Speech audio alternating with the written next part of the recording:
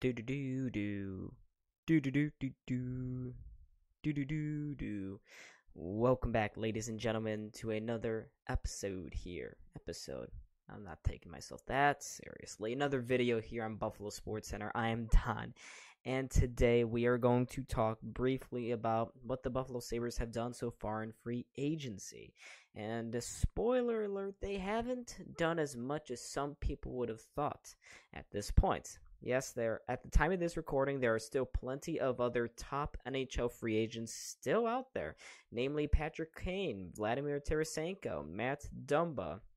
Connor Hellebuyck still has not been traded from Winnipeg. So there are a lot of high-end players out there, but with cap constraints and the lack of a rise in the cap ceiling in the NHL, that has made spending across the NHL, including for the Sabres, very difficult this offseason. So we've seen a lot of players sign one-year deals with the anticipation that next offseason, next summer, that the cap ceiling is going to jump to close to $100 million, which would give most teams about an extra $11-12 million in cap space, which is good for the league and because it gives and promotes spending amongst every single team, probably including the Sabres. So we haven't seen as much action, but the Sabres still have done some things to improve their roster, and we can take some takeaways from what they've done so far and look ahead to the upcoming season and potentially figure out what they're going to do. Okay? So we're going to do that, but before I get to it, make sure to hit that like button and subscribe. Also follow us on Instagram and join the Discord. Of course, all of those links are down in the description. That is the best way to support this channel and our co-channels across all the other different platforms. So thanks, and let's now give way to talking about Connor Clifton, defenseman previously playing for the Boston Bruins. They drafted him, they signed him, they developed him, and they let him play through the first 3 years, of his entry-level deal. Connor Clifton, I really like this signing. He is a gritty, physical, stay-at-home defenseman, although last season he did have 23 points in 78 games with a career high in goals, assists, and points. He also had career high in terms of minutes played on average every night, with that being north of 20 minutes. He was heavily used in a top 4 role for the Bruins, who of course were arguably the best team defensively in the NHL, if not the entire NHL. Although, of course, they did not win the Stanley Cup this past couple of months. Connor Clifton, he was on the outs though in Boston over the postseason. The coach, Jim Montgomery, said that Clifton was making too many risks in that series against Florida, which saw him getting benched 4 out of those 7 games. So he did not really play in the first round, although he did play a whole lot in the regular season, and he performed quite well. What he brings to the Sabres, of course, is that physicality, that edge, that mean streak the Sabres have definitely tried to acquire, whether it be with free agency here or in the draft with a couple of their other draft picks. Connor Clifton, his hit total alone of 208 hits last season was more than the entire Sabres roster from this past season. So that tells you everything that you should know about Connor Clifton. He is physical, he can put up some points here and there, and he will most likely be playing with Owen Power on that second defensive pairing.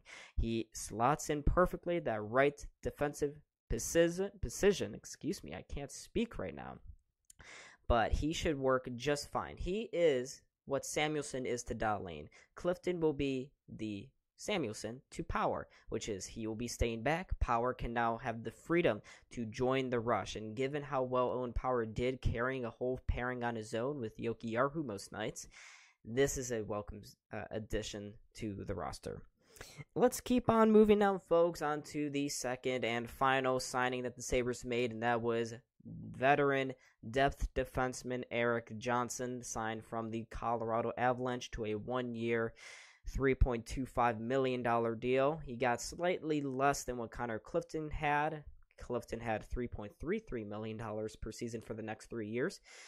Erik Johnson, he only has this lone season. He's already 37. He is very old. He has played 16 seasons so far in the NHL, all of which were with the Colorado Avalanche.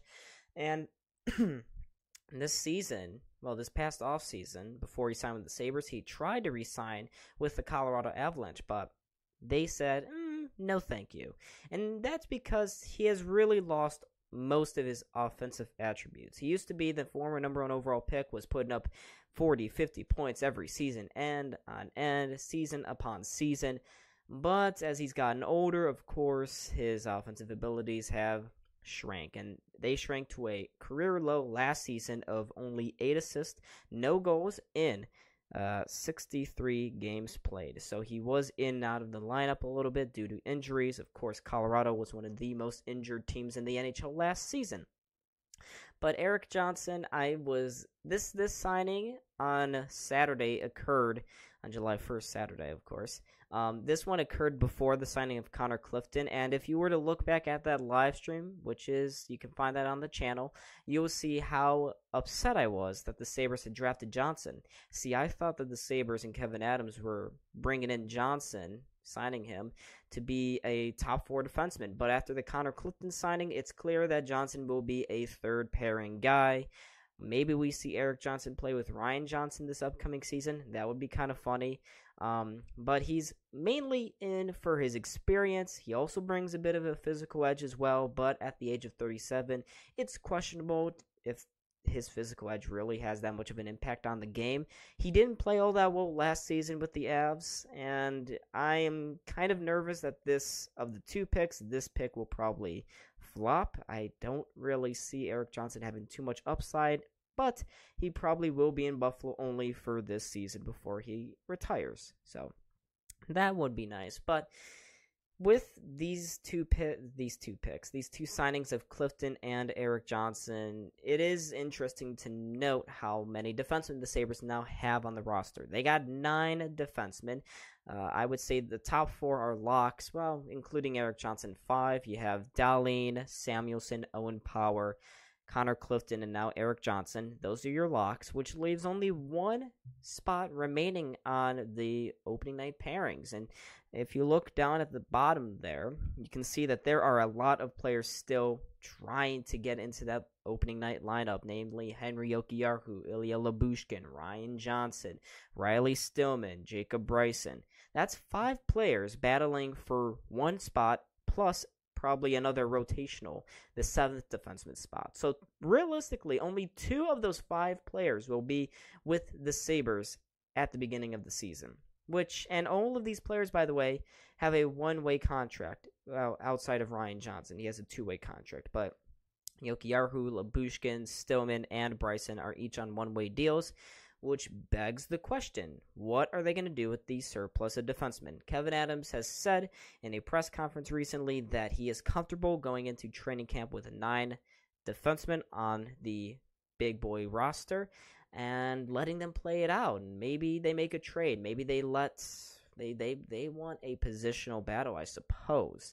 Now, a lot of fans are like, I wonder why we haven't tried to package away Jacob Bryson, or I'm wondering why Henry Jokiharju is still on the team. Well, I think that Kevyn Adams definitely wants that pressure on these guys. He wants this positional battle. I think this will elevate the likes of Jokiharju and maybe Lyubushkin as well. If I had to pick, it'd probably be Jokiharju or Lyubushkin that remains on the roster, and then the Ryan Johnson gets sent down to Rochester, and then Stillman and Jacob Bryson. Oh my gosh, I almost forgot his name. I think they should be shipped off, but you never know. We have to see and wait until training camp.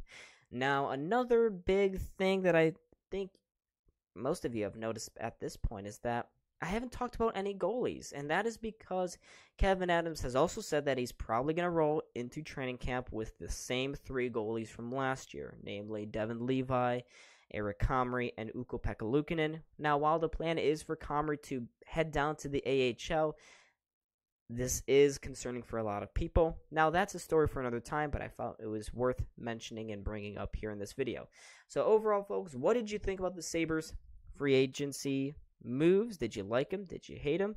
Let me know in the comment section down below. I was Don. This is Buffalo SportsCenter. Make sure to hit that like button and subscribe, and I hope to see all of you in the next video. Peace out.